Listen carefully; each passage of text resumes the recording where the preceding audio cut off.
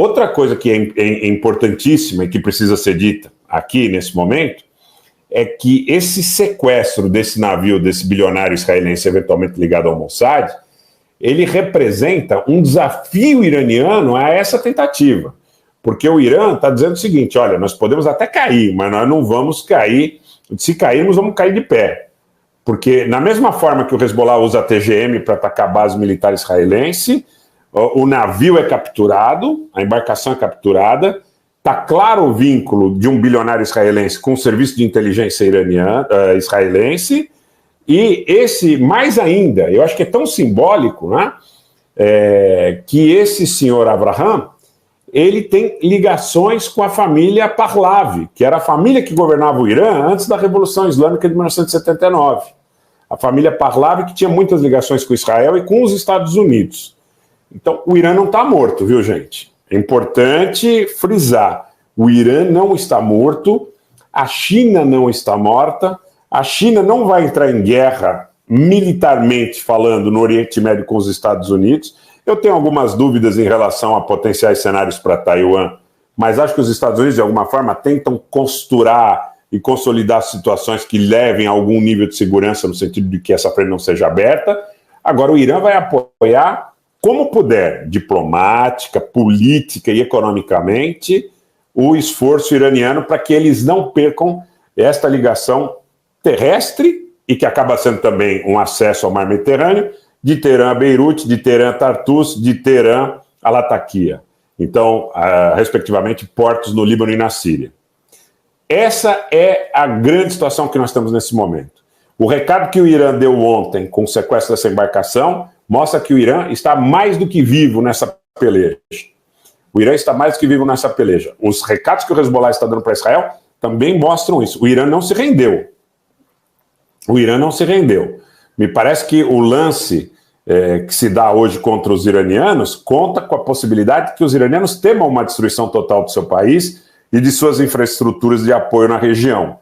Mas isso significa que, de alguma forma, eles confiam, de certa forma, no seu poder dissuasório. Eles não querem a guerra, isso também para mim está muito claro, mas eles confiam que tem um poder dissuasório que lhes permite fazer algumas apostas de desafio a esses interesses. E eles estão completamente patrocinados, completamente defendidos pela República Popular da China. Esse é o grande ponto. Eu acho que a visita do Xi ao Biden, o que não é dado a conhecer publicamente, está muito vinculado a recados que devem ter sido transmitidos pelos Estados Unidos à China, no sentido de que o Irã e a própria China não obstaculizem seus objetivos no Oriente Médio. Esse é um fato. Agora, para nós dizermos que tanto a China como o Irã tenham desistido dessa disputa em função da força que os Estados Unidos procuram mostrar na região, nós podemos ter, e inclusive reportando mais uma vez a chamada, nós podemos ter uma guerra assim no norte de Israel e no sul do Líbano, movida por esse confronto. Então essa é uma situação que não está descartada. Assim, a gente é muito transparente. Eu falei desde o primeiro momento, esqueçam, porque teve muito curioso, muito propagandista, muito sensacionalista que vendeu no primeiro momento que haveria uma coalizão árabe contra Israel. Não haverá.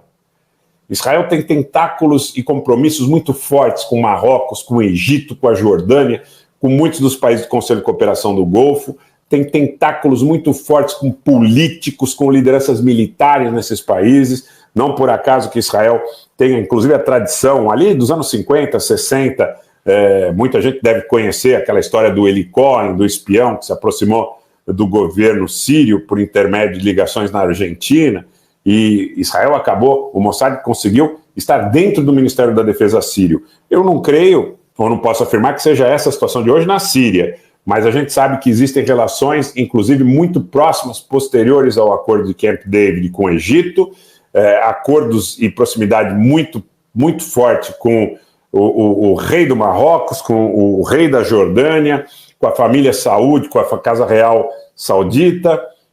Então a gente sabe que não haverá coalizão árabe. A gente sabe que o Erdogan e o Putin não vão entrar nesse conflito contra Israel de forma alguma. Ao contrário, o Erdogan treinou pilotos israelenses que participam do ataque a Gaza, que participam do ataque ao sul do Líbano, na cooperação que existe entre as duas forças aéreas. A Turquia tem embaixada de Israel funcionando e não tem embaixada síria. A mídia turca, os canais de Telegram turcos e o governo turco chamam o governo sírio de regime, mas tem relações de inteligência muito próximas com Israel. Então, essa é a realidade. Putin não vai entrar na guerra, muito menos o Kim Jong-un. Alair Padovani, seja bem-vindo. Muito menos o Kim Jong-un, isso é quase que uma piada, mas quem pode entrar na guerra por necessidade de sobrevivência do seu regime, do seu governo, não é o Irã e os grupos ligados ao Irã. E, por outro lado, o grupo que está subsidiando o esforço de guerra israelense pode ver uma oportunidade nesse momento para atacar Teherã, ou para atacar os interesses de Teherã, baseado na premissa que nós teremos, né, ou nós teríamos uma janela única em relação, inclusive, à transferência de tropas que os Estados Unidos estão fazendo para a região. Tá? Nesse contexto, Manuel Fernandes, o que você coloca, o grande perigo para mim é Israel, que está fora de controle e tal, estão possuídos. Eu acho o seguinte, Israel tem uma janela de oportunidade. Israel tem uma possibilidade, tem uma perspectiva hoje que talvez não se repita nos próximos anos. Então, o Trump e o Kushner tentaram politicamente, mas houve resistência, principalmente em relação à questão dos portos do Mediterrâneo, ao controle dos portos do Mediterrâneo. A grande resistência, ao contrário do que nos é passado, a grande resistência, ela não foi uma resistência, eu diria, movida por interesses contrários a Israel. Na realidade, foi movida por interesses favoráveis à China. E esses interesses favoráveis à China passaram pelo aporte militar que o Irã deu para a Síria, que deu para o Líbano, via Hezbollah. Né? No caso da Síria, o Irã participou, e o próprio Qassem Soleimani, ele participou de uma situação de combate ao exército islâmico, de combate à Frente Nusra, de combate a grupos radicais, salafistas, wahhabitas, que o próprio embaixador sírio em Moscou disse em mais de uma oportunidade, treinados pela Turquia, treinados pela Grã-Bretanha, eventualmente até por Israel. Tá? Então, é essa a grande situação que nós temos hoje. Nós temos janelas de oportunidade, nós temos o timing, nós temos o momento em que as coisas vão se resolver. E o momento em que as coisas vão se resolver, de uma forma ou de outra, muito claramente explícitos ou expostos pela quantidade de armamento que você tem ali no Mediterrâneo, pela quantidade de engajamento que você tem. Tomaram uma decisão política, isso é um fato. Eu não quero voltar à história do dia 7 de outubro agora, né, que o Haaretz publicou, que provavelmente os helicópteros Apache israelenses fizeram vítimas na rave entre os soldados israelenses, que teve fogo amigo. Essa discussão agora ela não é frutífera.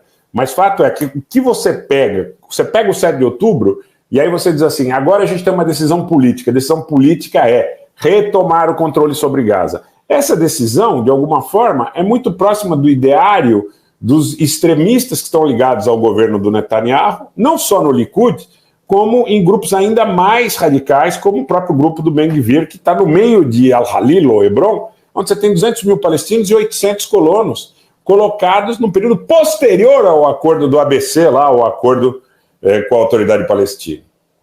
Tá? Então, esse grupo que está no governo de Israel quer frustrar aqueles acordos. Esse grupo que está no governo de Israel, durante os últimos 2 ou 3 dias, atacou sedes do Fatah na Cisjordânia, que é ligado à autoridade palestina. O objetivo deles é destruir a autoridade palestina, inclusive a autoridade palestina. Na Cisjordânia também. Porque a médio prazo, a curto e médio prazo, o objetivo deles é destruir o ideário da Constituição dos 2 estados. Hoje o Netanyahu praticamente não nega isso, porque ele fala sobre a questão de Gaza, mas isso inexoravelmente em algum momento vai levar a Cisjordânia. Vai depender de como eles conseguirem desenrolar essa questão em Gaza. Hoje Gaza é muito mais importante, não só pelo gás e pelo petróleo, mas pelo controle do Mediterrâneo.